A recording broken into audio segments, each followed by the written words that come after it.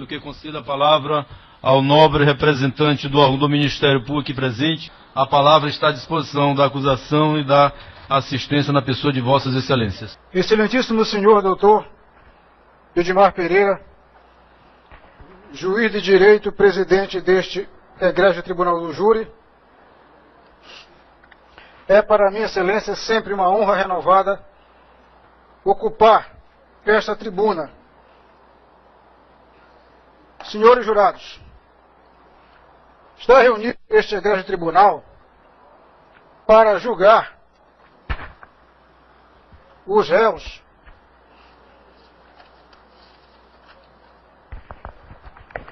Marlon Lopes Pide, João Lopes Pide e Lorival Santos da Rocha, acusados pela Justiça Pública de coautoria, participação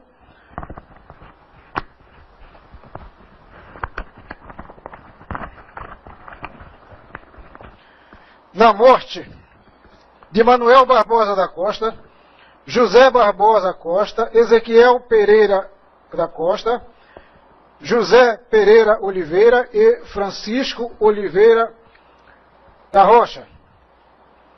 Fato ocorrido no dia 27 de setembro do ano de 1985, no município de Marabá, região sul do estado do Pará. Antes de mais nada, cabe aqui, excelências, fazer um esclarecimento que o processo, a investigação preliminar teve início na comarca de Marabá, o inquérito foi lá instaurado, a ação penal proposta perante o juízo da comarca de Marabá, a instrução processual do juízo de pronúncia se desenvolveu na comarca de Marabá, e a decisão de pronúncia prolatada pelo juízo da comarca de Marabá. Pronto o processo para julgamento, se verificou que não havia segurança para o julgamento na comarca de Marabá. E aí, então, foi o processo desaforado para a comarca da capital, sendo distribuído por sorteio ao juízo da primeira vara. Inicialmente, 4 réus foram denunciados. Dentre os 3, hoje em julgamento, foi também denunciado José Gomes de Souza, que era o capataz da Fazenda Califórnia 3, onde o fato se ocorreu. Vejam bem, 27 de setembro de 1985. Estamos à beira de 20 anos, de 30 anos do fato. E aí, em relação a ele, operou-se a prescrição. A prescrição para o crime de homicídio, ela ocorre em 20 anos.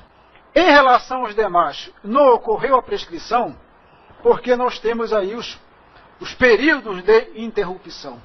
O recebimento da denúncia, a decisão de pronúncia, que é de 1995.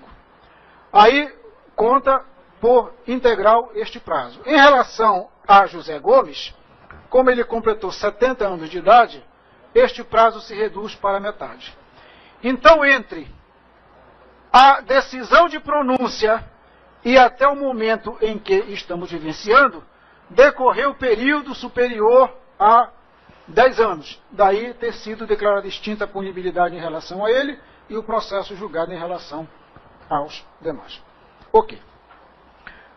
Ao Ministério Público, enquanto titular da ação penal pública, cumpre aqui a missão de levar a Vossas Excelências o conteúdo fático do processo para que, ao final do julgamento, Vossas Excelências, enquanto julgadores, possam ter a segurança necessária, a amplitude necessária, para que, no íntimo convencimento de Vossas Excelências, possam julgar esta causa. Pois bem, senhores, então, ele, enquanto proprietário da fazenda e sabedor de que essas pessoas que tinham assentamento na confluência da fazenda estavam fazendo picos para dentro da fazenda, alguns até com autorização de Lorival para ocupar parte de terra dentro da fazenda. Ao tomar conhecimento deste fato, ele disse que iria resolver a situação. E aí, qual foi o álibi aplicado para atrair essas pessoas para a fazenda? Chega ele lá, na fazenda, no dia 26 de setembro de 85, com 3 pessoas que não foram identificadas suficientemente para efeito de serem denunciadas. E aí, o Lorival, que é o outro acusado, foi o encarregado de orientar os pistoleiros de como encontrar essas vítimas. O primeiro a ser encontrado foi o aqui identificado como índio.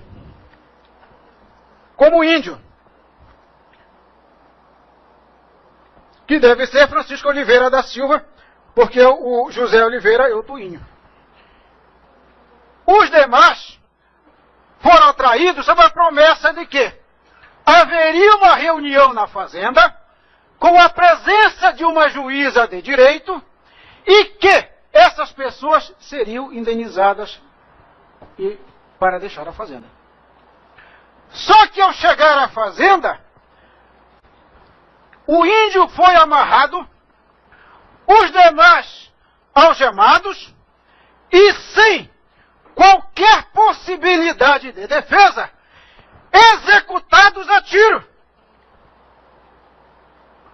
Uma vez executados, o próximo passo, qual é? É a ocultação dos cadáveres. Foram eles amarrados,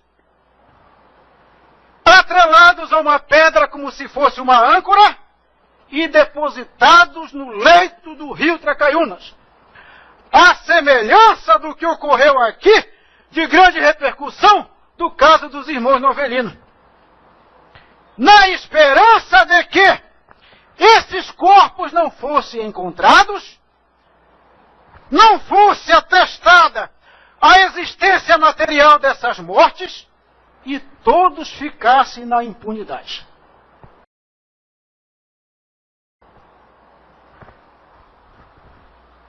Excelência, eu já até passei a defesa, já foi analisado, indiquei até as páginas, são peças do processo que eu quero autorização para distribuir aos jurados.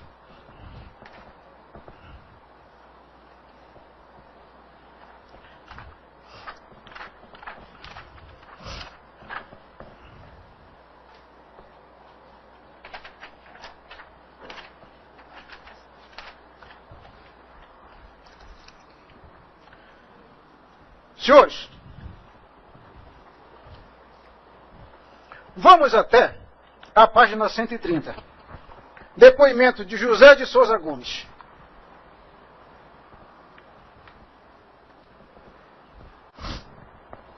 Qual é a grande estratégia de defesa?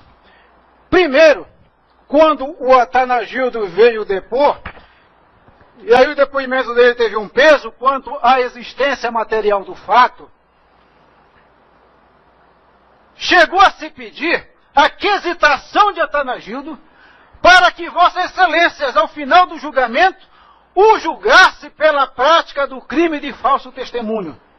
Porque somente 28 anos após a ocorrência do fato é que Atanagildo vem em juízo para dizer que foi ao local onde esses corpos foram ancorados e que viu 5 corpos no local. As perguntas de forma agressiva e intimidatórias foram feitas. Vossa Excelência, vamos fazer aqui um reflexo sobre o que ocorreu. Quando a defesa veio para cima de Atanagildo, foi no sentido de coagir e intimidar. As perguntas feitas às testemunhas da defesa foram todas de uma forma pacífica, sem qualquer tipo de agressividade, sem qualquer tipo de coação. E aí, o objetivo das perguntas repetitivas que chegam a irritar é desequilibrar, é buscar contradição, é intimidar a testemunha, é desacreditar a prova. E aí, quando o réu vem depor, se pergunta a ele se ele havia demitido José de Souza Gomes. E qual era a reação de José de Souza Gomes? É objetivo de plantar um fato para desacreditar o depoimento do acusado até então José de Souza Gomes e dizer que ele, em relação ao réu, era inimigo, que este depoimento, prestado sobre o manto do contraditório, não espelha a verdade dos fatos. Virando a página, o que é que diz? O interrogado trabalhou para Marlon 2 anos na função de administrador da Fazenda Califórnia, que o acusado nega a acusação que ora lhe é imputada e que tem prova, com provas, o testemunho de Halim, Ovídio, Faquete, Nicão, e que supõe serem os autores da chacina naquela fazenda o senhor Marlon, Lorival e outros que desconhece. Que a Fazenda Princesa tinha vários poceiros e que não sabe dizer se Marlon tomou algumas providências no sentido de retirar os poceiros que lá encontravam-se. E que desconhece as pessoas conhecidas como Malaquete, Venâncio e Gesso, que foram exatamente os 3 pistoleiros que ele levou para a fazenda. Diz o interrogado que o crime ocorreu na Fazenda Princesa, digo, Califórnia 3, mais conhecida por Princesa, que fica nas margens do rio Itacaiunas. Que o interrogado desempenhava suas funções, mas as idas na Fazenda Califórnia 3, a 18 quilômetros de Marabá. Diz ainda que residia na sede do município e não na sede da fazenda. Que na semana que ocorreu o crime, o interrogado encontrava-se na outra fazenda, ou seja, na Califórnia 5. E que no dia do crime ainda encontrava-se naquela fazenda, exatamente a que fica no município de Paragominas, onde foram vacinar uns gados e pesar uma boiada que tinha a meia com o senhor Halim, que veio saber do crime uns 4 dias após o mesmo, pois quando retornou a Marabá, foi até o Banco Bradesco e lá soube através de comentários, porém não soube do seu envolvimento no crime. Que o interrogado desconhece as vítimas do crime. Que o interrogado, como ocorreu o crime, e que também desconhece o motivo do crime.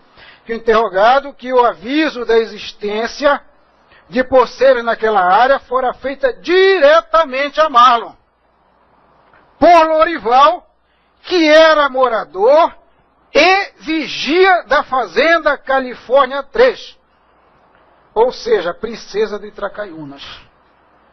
Que o interrogado, embora fosse responsável pela administração da fazenda, não tomou conhecimento naquela época, em face de encontrar-se na Fazenda Califórnia 2, no município de Paragominas.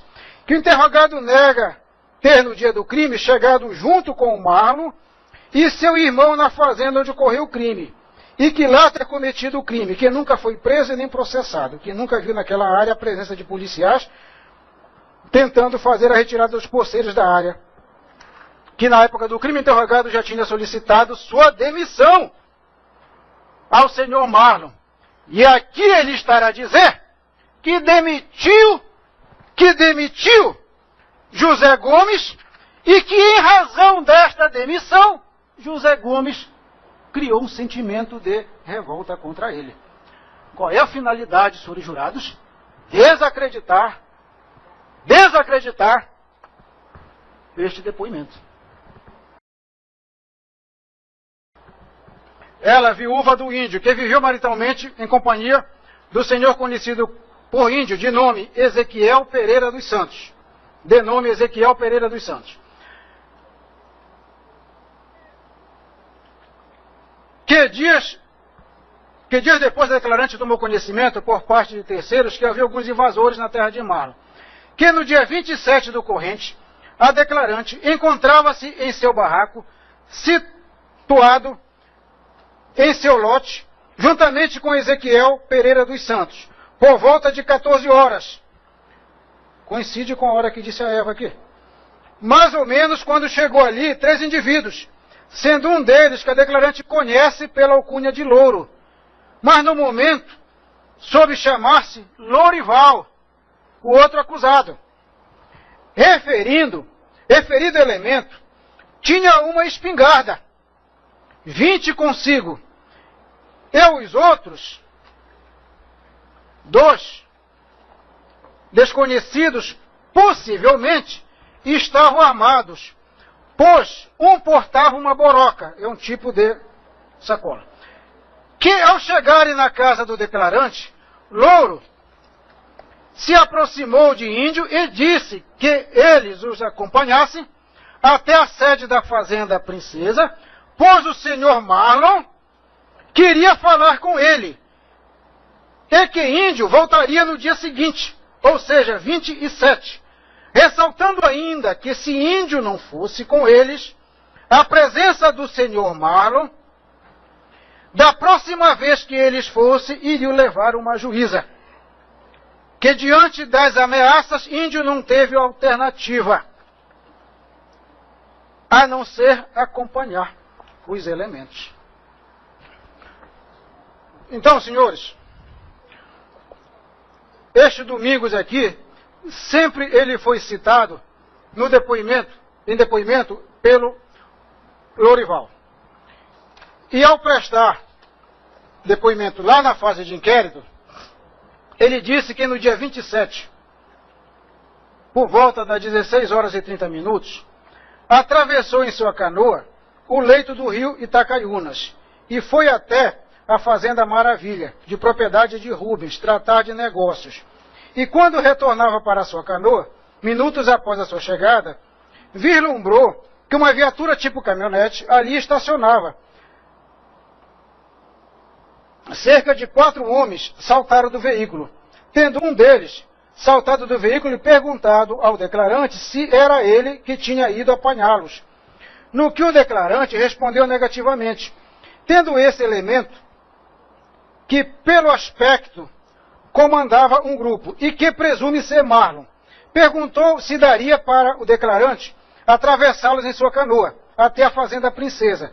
O declarante se negou, dizendo que os deixaria na frente de um porto ali existente, e dali poderia caminhar a pé, no que concordaram. Só que quando, no interior da canoa, tentaram uma reação contra o declarante, insistindo que fosse até o porto da fazenda, mas se manteve redutível, chegando os mesmos a ameaçar de alagar a canoa, que ao chegar no porto, em frente à canoa da sede, ocupada por José Filho, o seu irmão Félix, levaram-os para a fazenda. E nessa oportunidade o declarante vislumbrou em direção à Fazenda Princesa volumes de fumaça, pois algo estava sendo incendiado, que nessa oportunidade viu também quando passavam 2 canoas ocupadas por Lourival, o outro réu, e 2 desconhecidos, que também os lavradores, Chicó, Manuel, um irmão deste de nome José, o lavrador conhecido por Índio, e outro que nesse momento não se recorda o nome, e que rumava em direção à Fazenda Princesa, agora chamada Califórnia, vindo a saber que os barracões foram incendiados e os elementos lavradores ficaram desaparecidos.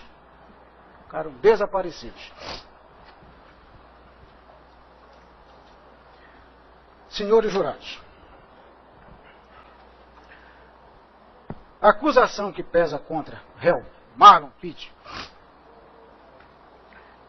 de que ele, enquanto proprietário da fazenda Califórnia 3, localizada à margem do rio Tacaiunas, município de Marabá, quase em frente à cidade, à Fazenda Maravilha, de propriedade de Edson Neves,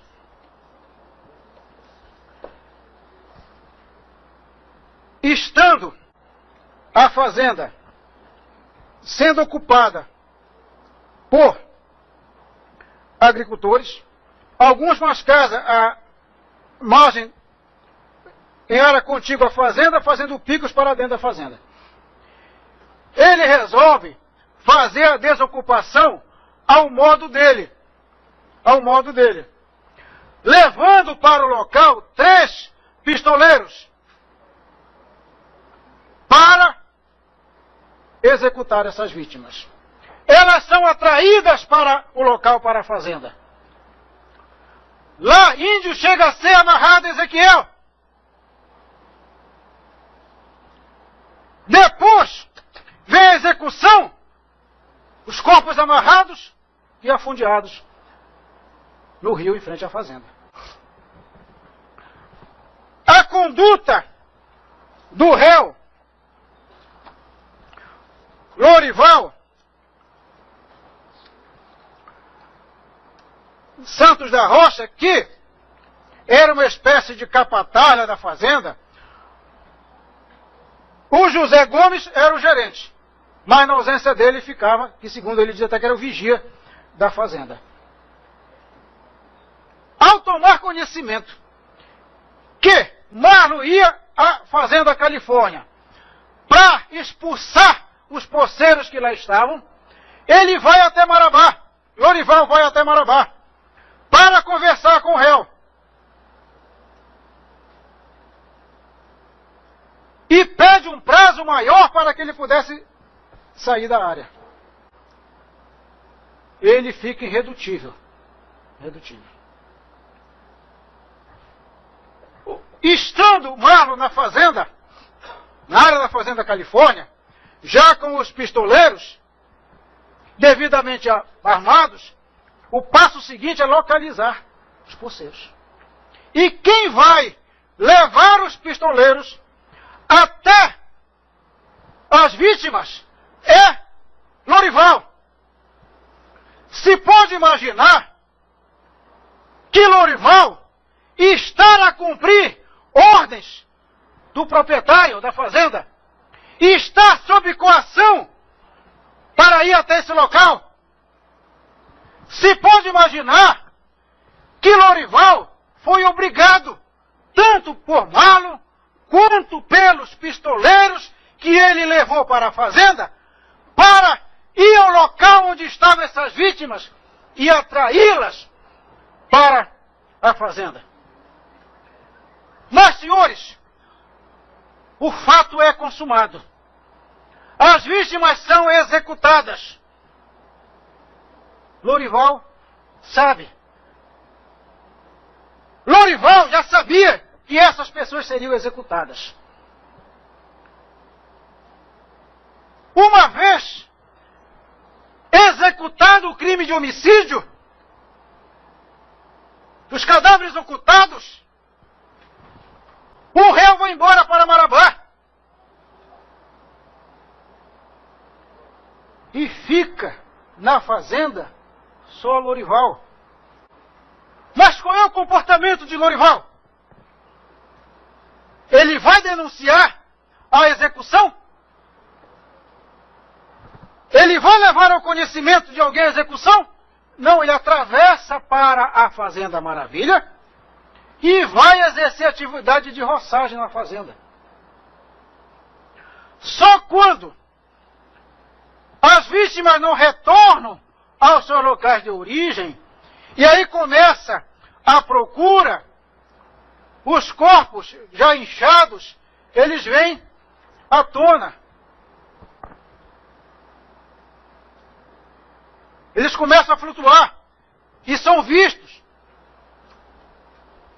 E Lorival continua exercendo atividade de roçagem na Fazenda Maravilha, como se nada estivesse acontecido. Aí então os corpos são encontrados. Começa a investigação. É o resgate desses corpos.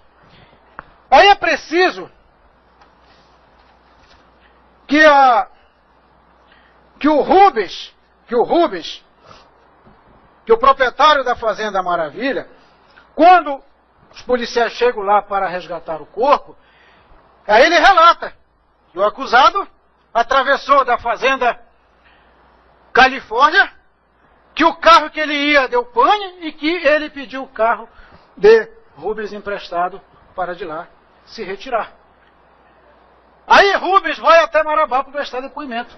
E quando os corpos vêm para ser resgatados, ele diz que Lorival trabalhava na fazenda. E aí Lorival, então, é levado para Marabá. E aí, ele diz que foi a Marabá, que falou com o réu, que pediu prazo para continuar na fazenda, que o réu foi à fazenda, levando os pistoleiros, mandou localizar as vítimas para fazer a execução. Então Lorival passa a aderir esta conduta dele. E aí, senhores, pela norma de extensão do artigo 29 do Código Penal, à luz do qual, dona Vanessa, todo aquele que, de qualquer forma, concorre para o crime, incide nas penas a este combinado. Incide nas penas a este combinado. Então, senhores, a responsabilidade do réu está definida neste processo. Enquanto mandante, enquanto proprietário da Fazenda Califórnia, que objetivando desocupar a fazenda, tornar ela livre de qualquer ameaça de poceiro, resolve mandar executar as vítimas. E a motivação, senhores, a motivação dessas 5 mortes está lá no artigo 121, a capitulação do 121, parágrafo 2º, inciso 1º, que é a torpeza, é a ganância, é a vontade de sempre querer mais, nada é o suficiente.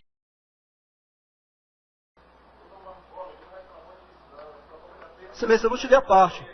Eu não te dei a parte. E mais, eu vou adentrar nessa questão. Porque eu acho que merece. Eu ia falar nisso. Eu vou falar nisso. Calma. Calma, Valentão, calma. Calma, excelência. Excelência, calma. Só um instantinho, calma. Olha só.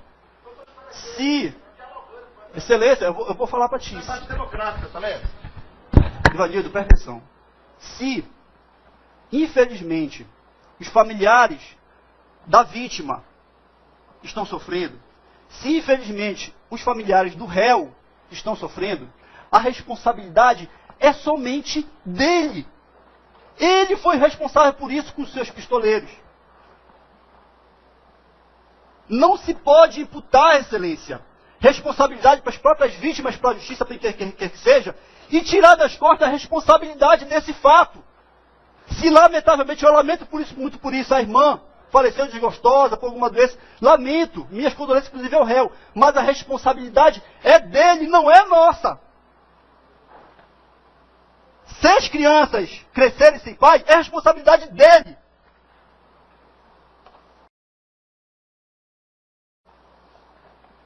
A impunidade que serve esse caso, a responsabilidade é dele, porque ele fugiu, falsificou documento para fugir. Se existe descrédito na justiça por esse caso, a responsabilidade é dele.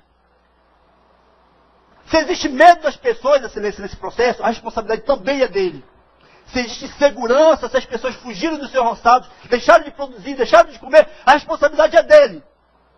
Se outros crimes aconteceram vinculados a esse processo, Vossa Excelência viram os policiais disseram, excelência, que os pistoleiros estavam caçando o trabalhador rural para matar, também é responsabilidade dele. Mas hoje, eu estou pedindo, junto com a acusação, que ele responda pelos crimes cometidos contra essas 5 vítimas.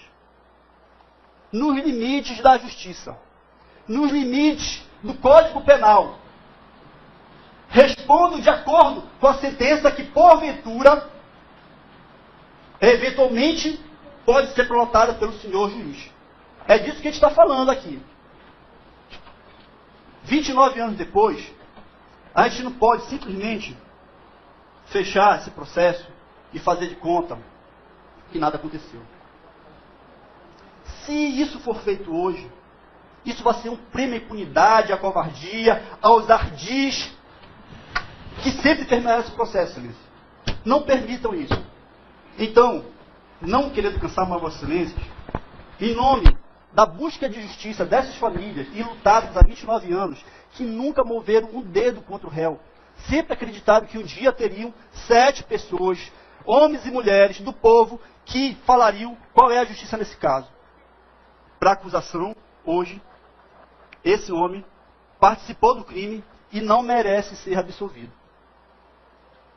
O exemplo, inclusive do ponto de vista pedagógico, para toda a sociedade, para aquela região, seria terrível.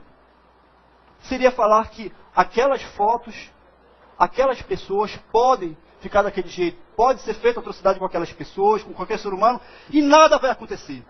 Nada vai acontecer. Eu penso, Excelência, já concluindo, que não existe uma história apenas. Eu não comungo dessa história. É uma história universal que não admite as histórias individuais. Eu penso que a história da justiça, do combate à impunidade, a história da vida das pessoas que estão envolvidas nesse processo, ela é contada de várias formas. Hoje nós temos a oportunidade de virar uma página de impunidade, medo, terror, violência e descrédito da justiça nesse processo. Peço a Vossas Excelências que condenem o réu, inclusive nas qualificadoras, e escrevam uma nova página de justiça aqui no Estado do Pará. Muito obrigado. Excelência.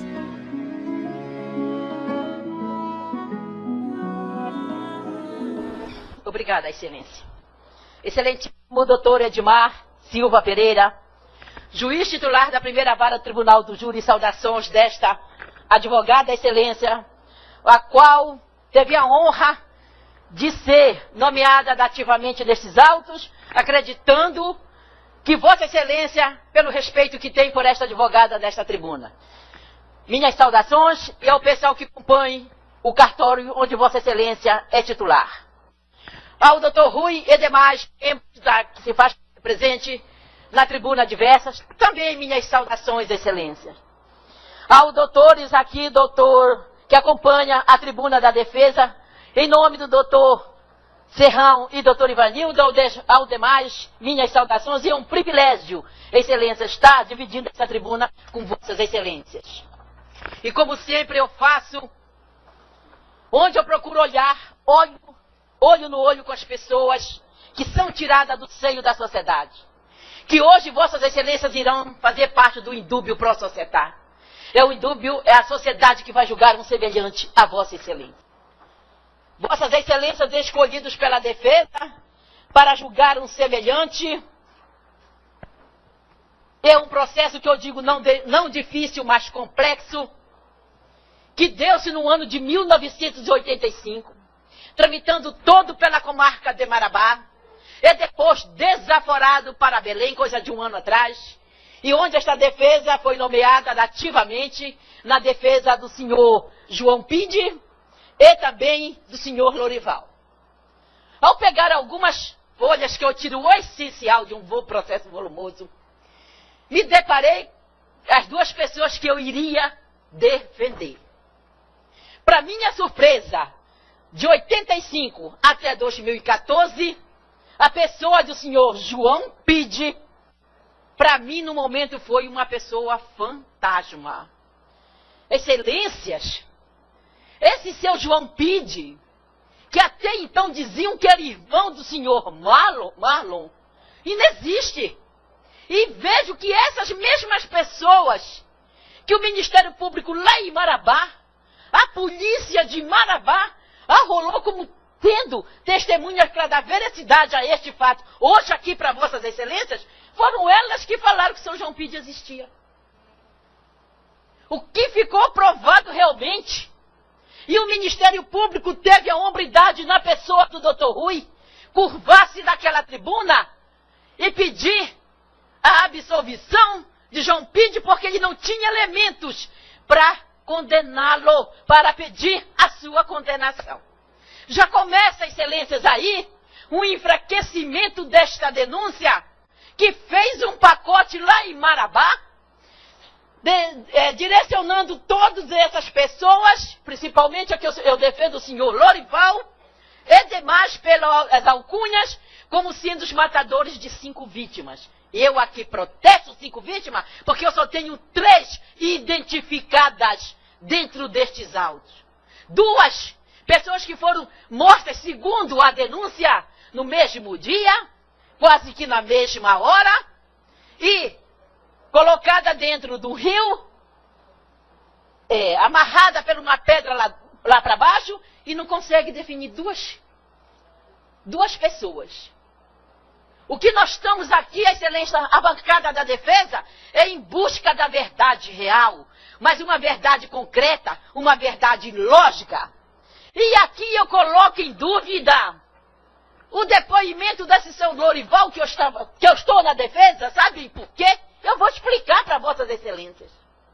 Os 2 momentos que o senhor Lorival tinha para fazer o seu depoimento, que nós vimos aqui as pessoas arroladas, aquelas 2 senhoras de Marabá, que pouco falavam, eu acho que lá para cima, viram como eram pessoas que não tinham certo grau de instrução, muito menos com palavras para responder. O depoimento do senhor Lorival, eu acho que vossas excelências não têm, foi um depoimento, vejam bem, excelência, prestado no dia 8/10/85, lá em Marabá. É um depoimento enriquecedor que o Ministério Público, doutor Rui Barbosa, leu quase na íntegra. Se ele era uma pessoa que estava denunciando o senhor Marlon, que era a pessoa dizendo que foi tudo a mando dele, vejam que em momento nenhum ele foi acompanhado sequer de um advogado ou um defensor público na polícia. O grau de instrução do senhor Lorival deveria ser o mínimo de assinar o seu nome. O mínimo. Tudo bem, excelências. Aqui, devido a ele não ter, eu não estava presente, eu acho que aqui da bancada também, ninguém presente em 85, para ver essa veracidade, para ver se realmente esse senhor Lorival conta com riquezas de detalhes e depoimentos longos, palavreados belíssimos, que não condiz com uma pessoa que não tem certo grau de instrução.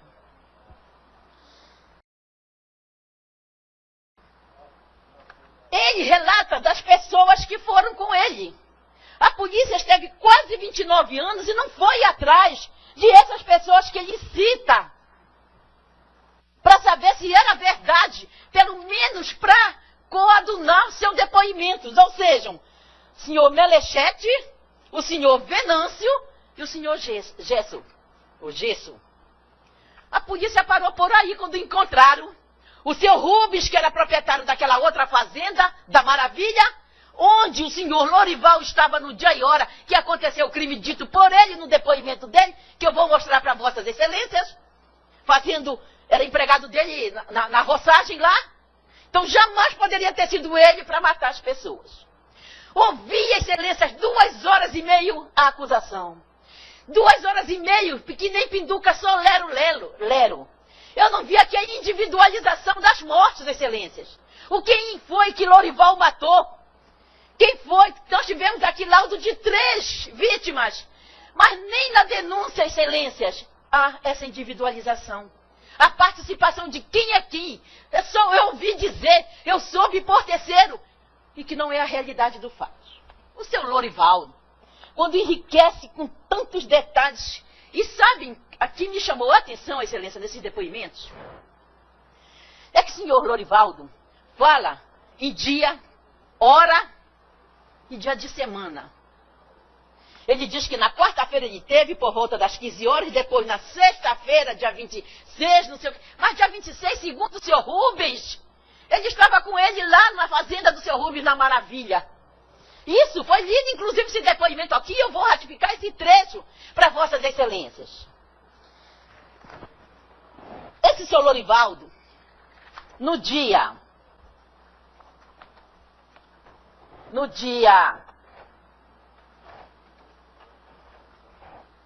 14 de março de 86, 14 de março de 86, ele foi prestar o depoimento dele em juízo, interrogado, que já tinha sido denunciado.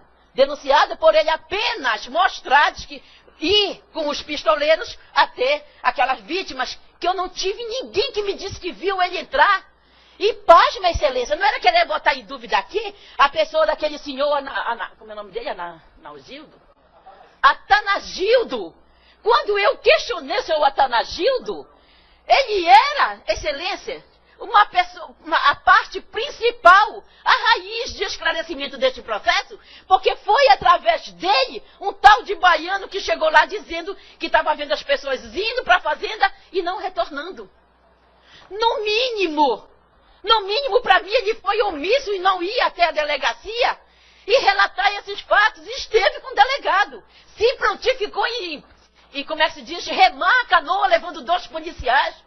E em momento nenhum ele trouxe esse fato, a não ser hoje, caindo de paraquedas aqui, praticamente, relatando fatos que ninguém teve como contestar, e até na pessoa do doutor Serrão querendo contestar o falso testemunho, mas ele não teve o período de ir lá todo esse tempo.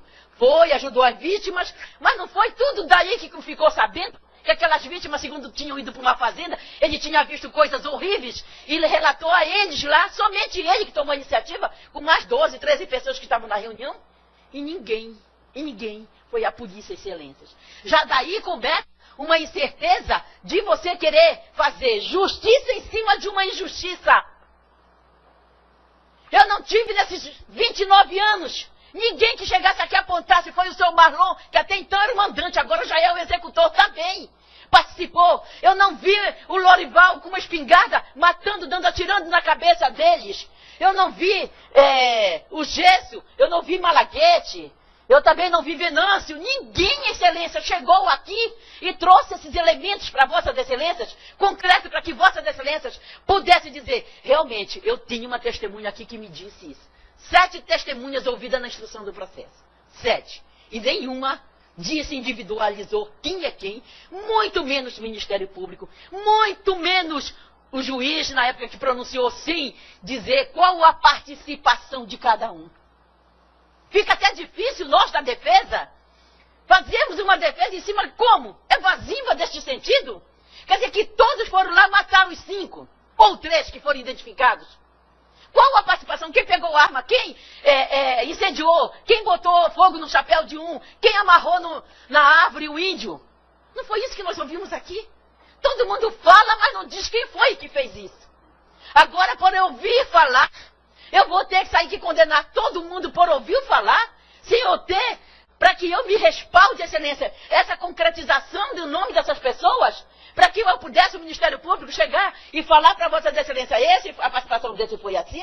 O Ministério Público, o doutor Rui, pediu aí que absolvesse João Pide, porque é fantasma nos autos. Comprovado aqui pelo seu Marlon, que ele não tem nenhum irmão por João Pide. Uma imaginação fantasiosa das testemunhas utopiadas que foram falar lá para o delegado da participação do homem que não existe. E o Ministério Público só estava ali aguardando, esperando que ele viesse me falar qual era a participação do seu João Pide. As vítimas, olha aqui, não moravam dentro da Fazenda Princesa. Qual é o motivo, então? Se eles não moravam lá. Qual é o motivo que Marlon tinha de mandar eliminar eles? Se a terra deles era extra, que a Getá já tinha dado os lotes de terra para eles. Eles moravam numa sobra de terra que estava sendo regularizada pelo Getá. Diz ainda a depoente que a chacina não foi no mesmo dia em que os pistoleiros foram à sua casa, atrás de seu marido. E a chacina foi no sábado. E que o índio ficou amarrado enquanto ia apanhar as demais vítimas. Olha o que ela relata. Que o finado índio passou de quarta-feira até sábado amarrado. Olha isso aqui. De quarta até sábado. Quarta, quinta, sexta, sábado. 4 dias amarrado. Diz ainda que as vítimas foram amarradas e mortas e que o finado índio foi morto na forca. Que as vítimas o índio, foram esperados no pedral pelos pistoleiros e que as próprias vítimas atravessaram em suas canoas junto com os pistoleiros e lá ficaram presos e foram executados. Aquela já diz uma passagem que ninguém disse que eles estavam na canoa deles indo para lá. Alguém falou que as vítimas estavam dentro da canoa indo para a casa do senhor Marlon? Aonde é que eu vou, silêncio, sinceramente, com tanto disse-me-disse, olha, eu vou acreditar. Eu não tenho harmonia, eu não tenho ratificações nesses depoimentos aqui. Aí ela diz que em relação a Lorival, acha que o mesmo teve participação na chacina. Isto porque foi ele quem acompanhou os pistoleiros até a residência da declarante, atrás de seu marido. Que em relação ao senhor João Lopes Pide, nada sabe dizer sobre sua participação no crime. Que nada sabe dizer sobre os pistoleiros de nome Michelete, Venâncio e Gesso. Que nada sabe dizer sobre a presença de Marlon na área antes do crime. Até mesmo porque mora 10 quilômetros distante. E aí vai, excelência. Vejam que a somatória, meu tempo está terminando, já me avisaram, porque eu tenho que passar para os colegas. Vejam, excelências, que eu não tenho nada aqui. Para minha surpresa, fizeram um pacote, inclusive botando João Pide, que vejo que apareceu o nome do seu João Pide, lá no relatório que foi lido para vossas excelências. Eram as vítimas. E vejam que hoje o Ministério Público entende que não tem elementos para condenar o seu João Pide e pede a absolvição dele. Então, na votação contra a participação, no primeiro quesito, autoria, a materialidade existe corpus, 3. E a autoria, em relação ao seu João Pide, não. Ele não estava nesse pacote que hoje a promotoria retira. E o seu Lorival, nesses depoimentos totalmente contraditórios, eu vou para o sul, eu vou para o norte, que eu não tenho uma harmonia, eu não tenho ninguém, excelência, que tenha dito, eu vi Marlon matando aquelas 3 vítimas, eu vi Lorival atirando na cabeça, só teve disse-me-disse, e que a polícia teve a sua oportunidade para concretizar a sua investigação, indo na fazenda do senhor Marlon, onde era o ponto que todo mundo dizia, e não fizeram nenhuma perícia. Não levaram o chapéu para perícia. Não viram o barraco queimado lá dentro. Não viram o arrastro. Segundo eles falaram, olha, nós fomos olhar lá a fazenda, no outro dia, nós vimos um arrastro. Ora, gente, eu tenho elementos para pedir a condenação, para ter a certeza de quem é quem, e eu não mando a polícia lá verificar. A polícia não foi lá dentro para verificar esses pingos de verdades dentro da fazenda do senhor Marlon. E aqui, excelências, também é negativa para o senhor Lorival. Digam não na autoria. Promotor acha que a participação dele foi a de menor importância quando leva, segundo os pistoleiros, lá na casa, leva os pistoleiros para matar as vítimas, lá na fazenda do senhor Marlon. Mas leva, entre aspas, que certeza ninguém viu, que certeza ninguém tem. E digam não, é negativa. E num terceiro quesito, são 7 consciências, 7 decisões, quesito obrigatório de lei, absolvam a pessoa do seu Lorival, porque já temos um a menos que o senhor João Pide, que esse é um denunciado fantasma. E meu muito obrigada. Se houver necessidade da tréplica, pode ter certeza, excelências, que a defesa voltará. Antes de eu iniciar a minha fala propriamente dita, em defesa do réu, eu quero externar a minha total e irrestrita solidariedade aos senhores Manuel Barbosa da Costa, senhor José Barbosa da Costa, senhor Ezequiel Pereira da Costa, que era conhecido por Índio, senhor José Pereira de Oliveira, que era conhecido por Tuíno, e o senhor Francisco Oliveira da Silva, que era conhecido por Chicó, que figuram como vítimas do presente processo criminal, que eu estendo também a minha solidariedade restrita aos seus familiares, que perderam os seus entes queridos de modo trágico e violento. Vítimas, antes de tudo, da violência resultante dos conflitos agrários que campeiam no Brasil. Campeiam no Brasil de norte a sul e de leste a oeste. Em especial, no nosso estado do Pará, que tem sido palco de constantes conflitos agrários, onde esses conflitos já fazem parte do cotidiano daqueles que tiram o sustento das suas famílias, o sustento dos seus entes queridos da terra, da exploração dos produtos vinculados à terra. Infelizmente, Dr. Marco Apolo, por quem tenho tamanho respeito e consideração, Dr. Rui Barbosa também, essas divergências que ocorrem durante uma sessão de julgamento são absolutamente normais, porquanto cada um defende o seu propósito. Cada um se posiciona com a sua visão, buscando sempre o bem maior do direito, que é a justiça. Se fomos veementes diante das imputações assacadas contra o réu, nós pedimos as necessárias escusas, mas estaremos sempre vigilantes quanto aos direitos, não só dele como cidadão, mas de qualquer cidadão que tenha o seu direito e as suas prerrogativas ofendidas. Eu quero dizer a respeito do senhor Marlon Pide, que ele não é um estrangeiro, como o Ministério Público disse aqui.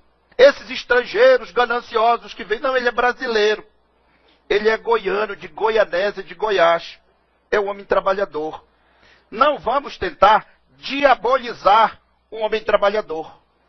Um homem que nestes autos está, como se diz no linguajar popular, de laranja. É um laranjão que trouxeram para cá para apontar como mandante de tão violentos crimes. E as vítimas deste trágico episódio contam com a minha solidariedade, porque eu, como ser humano, sinto no meu coração o drama terrível da violência. Depoimento de testemunhas. Nós ouvimos duas, uma não foi ouvida. Testemunha de acusação. O que elas sabem sobre o crime? Fofoca. Nós ouvimos falar, eu ouvi dizer, fulano se referiu. Mas nós não temos certeza. Não temos elementos. Uma das provas, um dos meios de prova previsto aqui na lei, é o levantamento do local de crime. A polícia foi lá para fazer um levantamento de crime decente? Não. Eu vou já mostrar para vocês que a ausência do Estado naquelas plagas do sul do Pará é uma omissão só. Não existe Estado lá na saúde, na educação, na segurança pública. A polícia trabalhou de modo muito omisso, muito lacunoso, na apuração deste crime. Então eu dizia, pela omissão governamental, eu repito, de todos os governos, de direita e de esquerda, em enfrentar este drama, o campo se transformou, na história recente do Brasil, em um verdadeiro barril de pólvora, que tem resultado, infelizmente, na morte de milhares de seres humanos, de brasileiros dignos e trabalhadores, que extraem o seu sustento da terra. A ditadura militar tinha um órgão chamado GETAT, Grupo de Estudo das Terras do Araguaia Tocantins, lá no sul do Pará. Não solucionou a questão da reforma agrária. A ditadura foi extinta no Brasil e entraram os governos civis. Primeiro foi o do José Sarney, e os dramas no campo continuaram. Depois, o presidente Collor foi impeachmentado, substituído pelo Itamar Franco.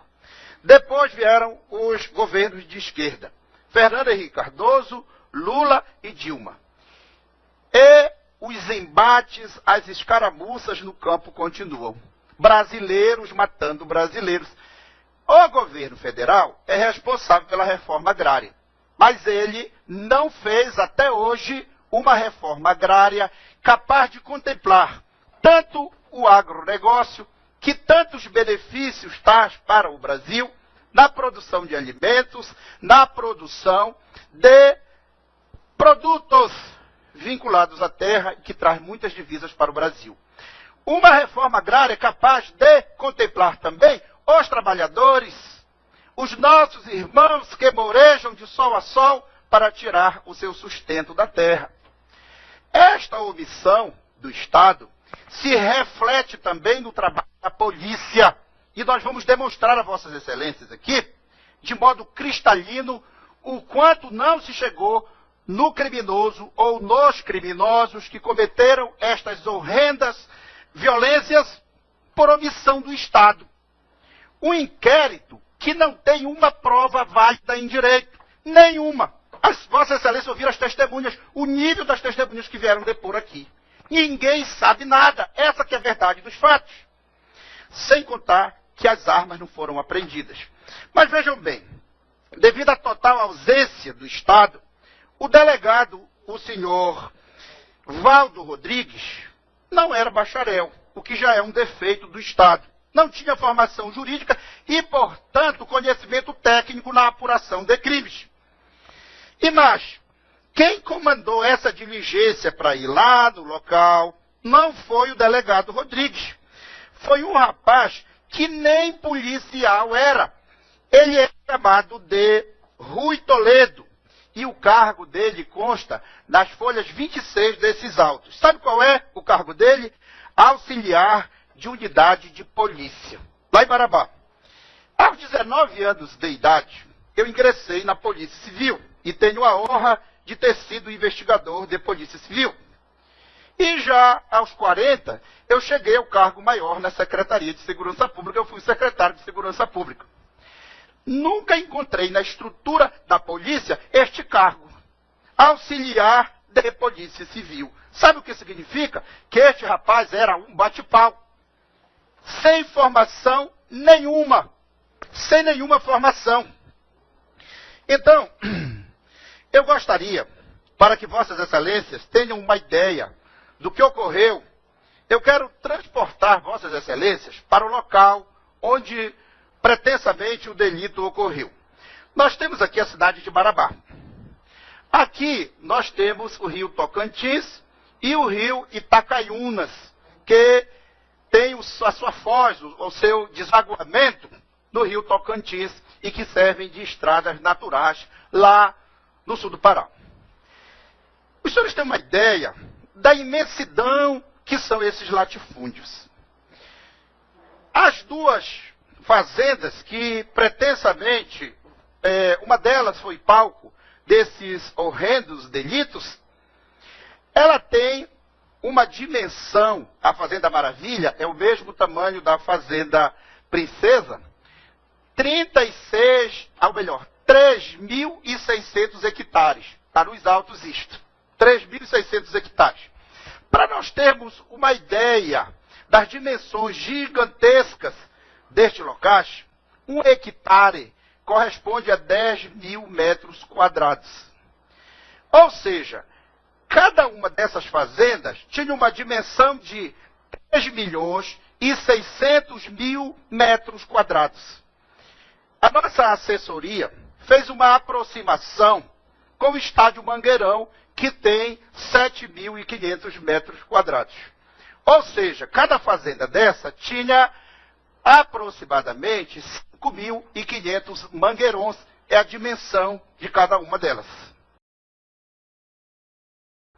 Como é que nós teremos alguma forma de controle com esses latifúndios? Se alguém for pescar Se alguém for caçar, se alguém for apanhar fruta, cortar uma árvore, não se tem como controlar pelas dimensões continentais do local. Da mesma forma, se alguém matar 1, 2, 3, 10 pessoas, ninguém sabe como isto aconteceu, de que modo isto se deu. Numa distância de 100 quilômetros de Marabá. Então, a polícia não apurou isto como deveria ter apurado. São imensidões, terras do sem fim, aonde ocorrem delitos hediondos como esse, e o Estado não está lá para apurar. Mas o que eles querem dar aqui é uma satisfação. 39 anos que este homem está no corredor da vergonha. 29 anos no corredor da vergonha. Eu gostaria que os senhores colocassem, para nós fecharmos a nossa exposição de hoje, 2 erros judiciários que ocorreram na semana passada. Eu entreguei em forma de papel para vossas excelências. Aqui estão atrelados. O primeiro erro judiciário foi atribuído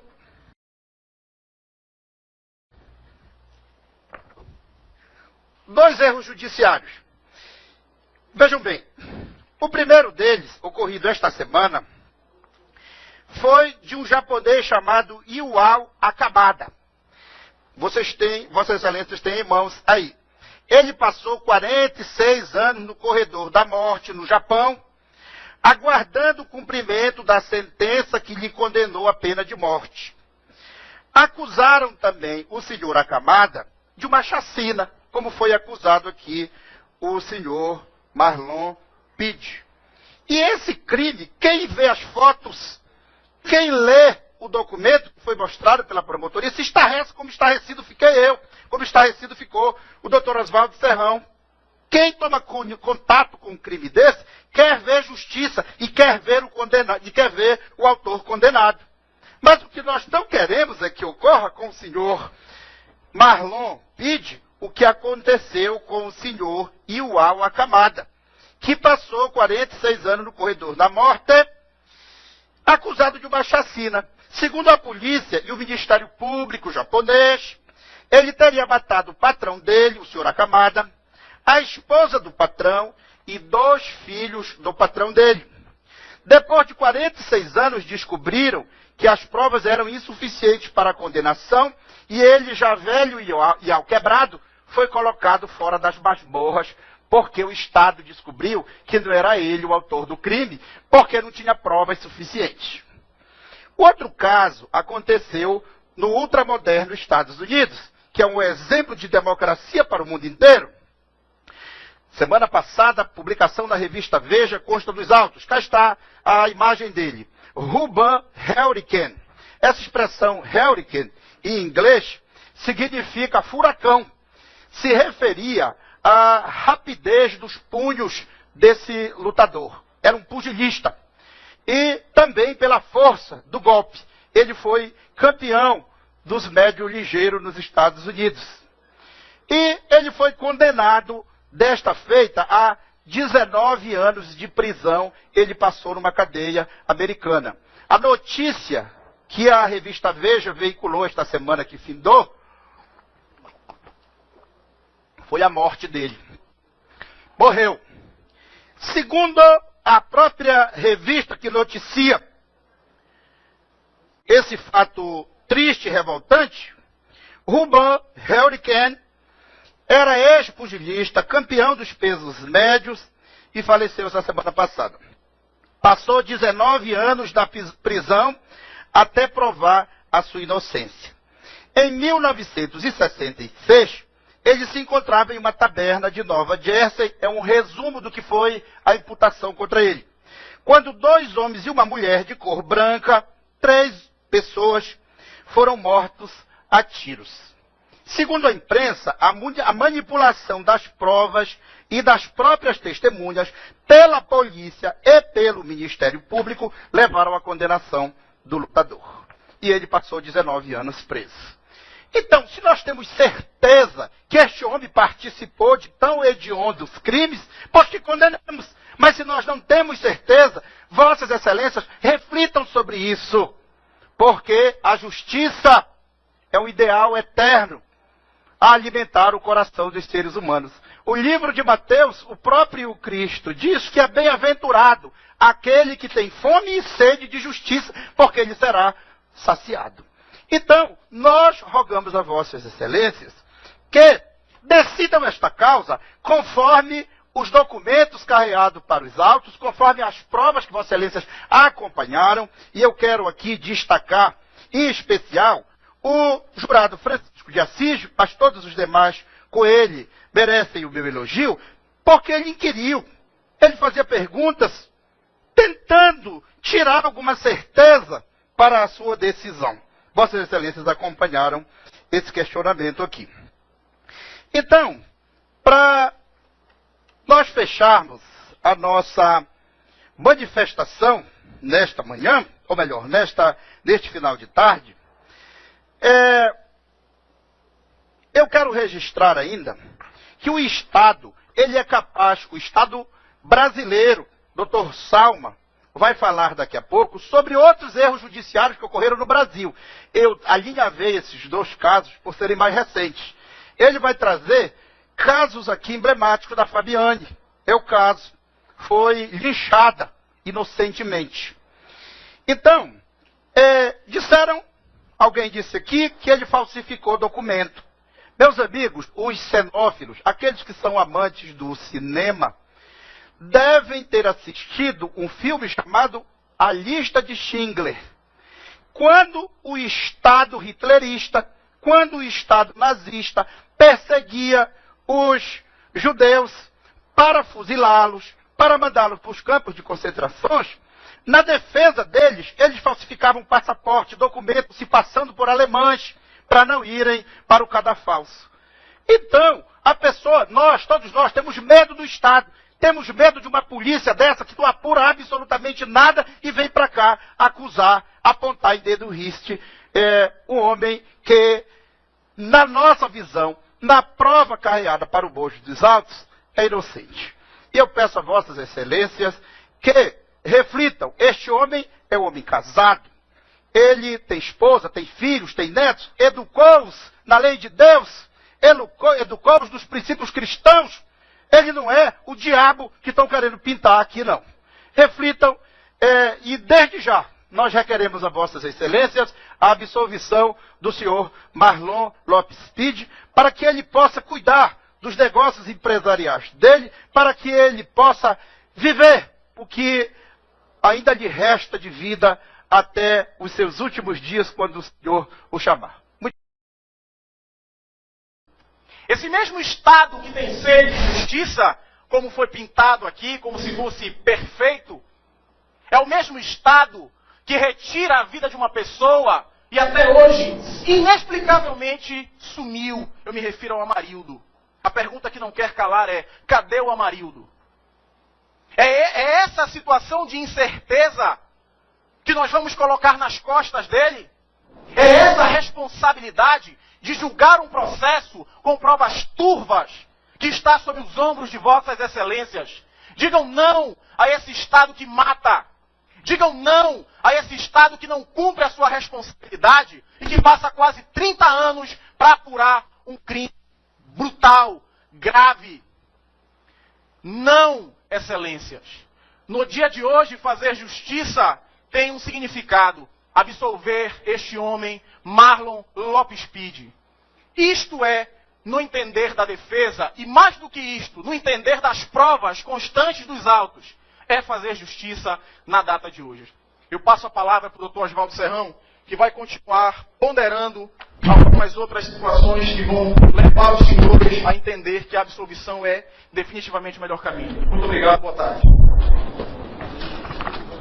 Excelentíssimo senhor Dr. Edmar Pereira, eu desejo inicialmente registrar o meu bem-querer a Vossa Excelência, a minha admiração pessoal pelo seu trabalho desenvolvido na vara do júri da capital.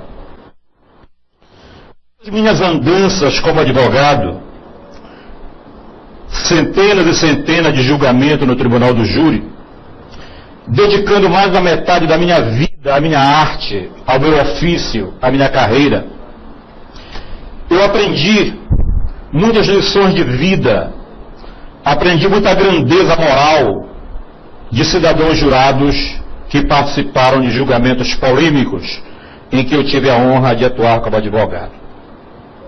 Mas foi numa cidade interiorana que eu recebi uma lição de vida de um caboclo, de uma pessoa humilde, que era cidadão jurado de determinado julgamento que eu participei.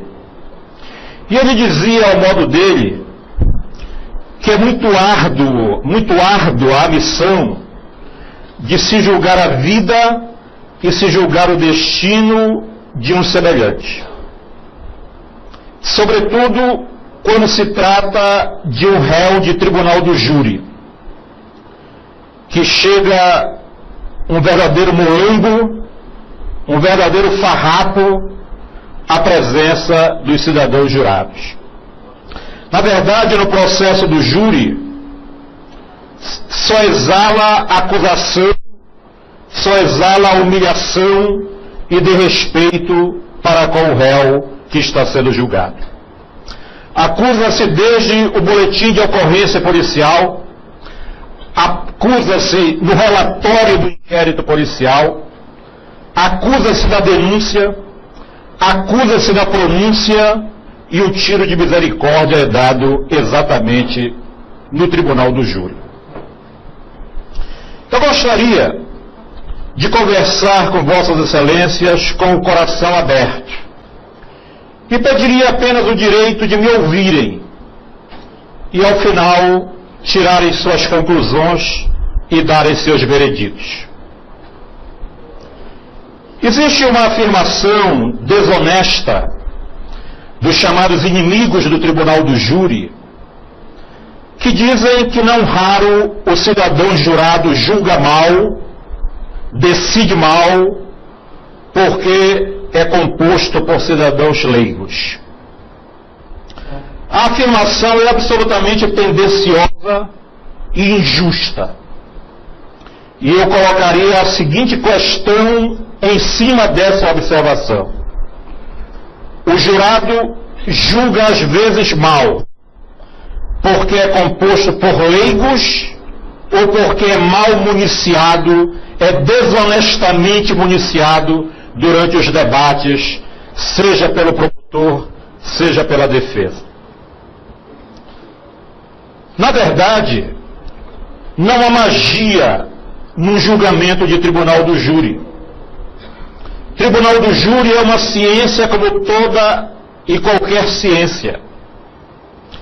É preciso que nós tenhamos a humildade de compreender que nós estamos julgando um drama da vida, que qualquer um de nós, qualquer um parente nosso, poderia ser um personagem involuntário ou não desta tragédia.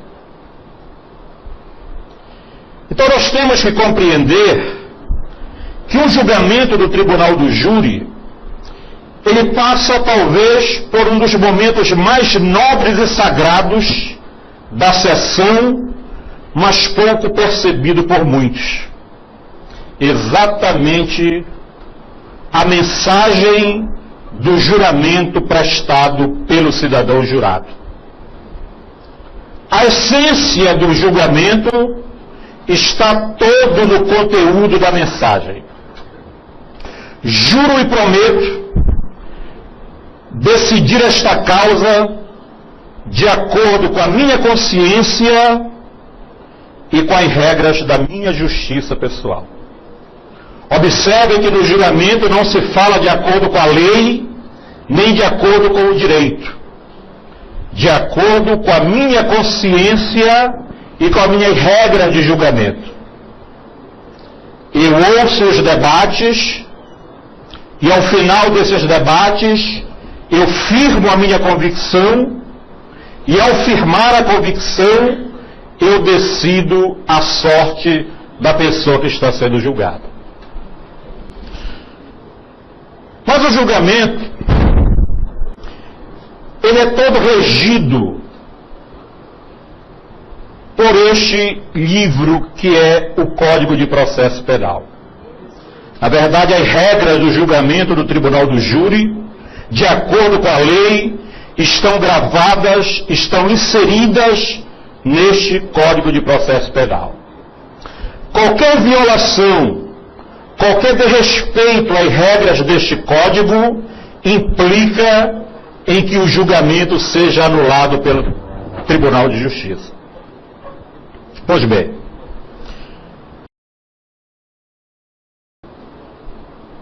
todas as vezes que o promotor de justiça, todas as vezes que o titular da ação penal traz um cidadão, o acosta no banco dos réus e o acusa da prática de determinado crime, está escrito neste Código que ele tem o dever e a responsabilidade legal de provar a acusação. Provar a acusação. Pois bem, estou sendo alertado aqui, concluindo, e eu desejo reafirmar a nossa posição em relação à pergunta única do questionário. O acusado deve ser absolvido, o que significa dizer as provas são insuficientes para condená-lo, e nós demonstramos ao longo de todo este debate que as provas são hesitantes, que as provas são insuficientes, que as provas são fracas e incapazes de justificar a sua condenação. Nós podemos voltar, se eventualmente houver réplica, exatamente para fazermos a nossa derradeira manifestação, e caso não haja réplica, registro o meu agradecimento, sobretudo por terem me ouvido, e eu entrego nas vossas mãos o futuro do acusado Marlon Lopes Pinto. Muito obrigado.